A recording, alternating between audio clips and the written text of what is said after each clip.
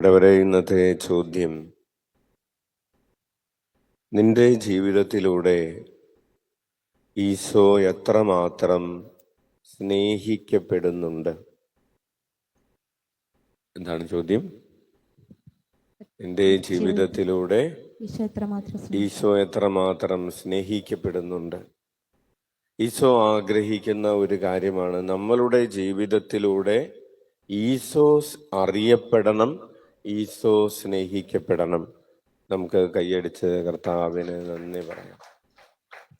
ഈശോയോട് ഫിലിപ്പോസ് പറയാണ്, ഞങ്ങൾക്ക് പിതാവിനെ കാണിച്ചു തരിക എന്ന് പറയുമ്പോൾ ഈശോ പറയുകയാണ്, എന്നെ കാണുന്നവർ പിതാവിനെ കാണുന്നു എന്ന് പറഞ്ഞാൽ ഈശോയിലൂടെ പിതാവ് അറിയപ്പെടുകയും പിതാവ് സ്നേഹിക്കപ്പെടുകയും ചെയ്തു.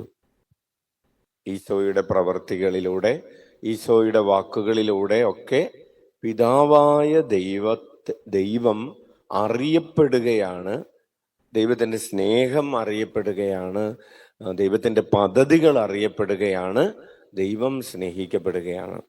ആ ഒരു പശ്ചാത്തലത്തിലാണ് ഇനി നമ്മളുടെ ടേണാണ്. എന്താണ്?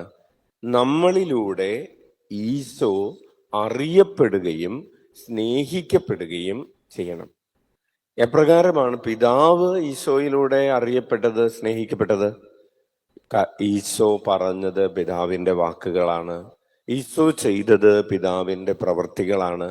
അങ്ങനെ പിതാവിൻ്റെ വാക്കുകൾ പറയുകയും പിതാവിൻ്റെ പ്രവർത്തികൾ ചെയ്യുകയും ചെയ്ത് പിതാവായ ദൈവം റിഫ്ലക്റ്റ് ചെയ്യുന്ന, പ്രതിഫലിക്കുന്ന ഒരു കണ്ണാടി പോലെ ആയി തീർന്നു ഈശോ.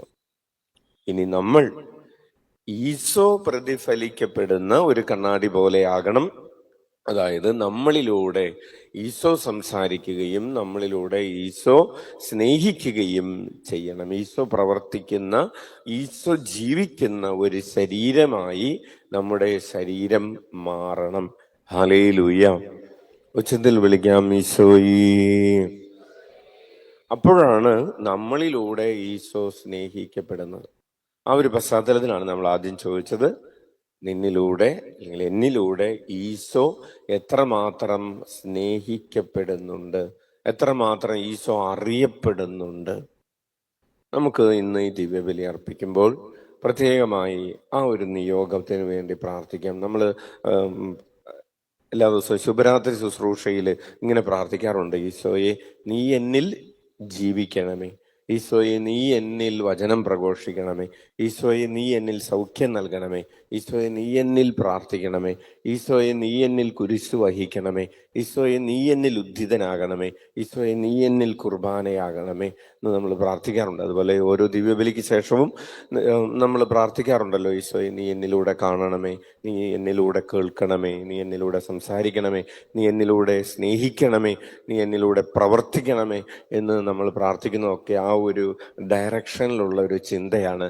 അതായത് എന്നിലൂടെ ഈശോ അറിയപ്പെടണം, എന്നിലൂടെ ഈശോ സ്നേഹിക്കപ്പെടണം, എന്നിലൂടെ ഈശോ ആരാധിക്കപ്പെടണം.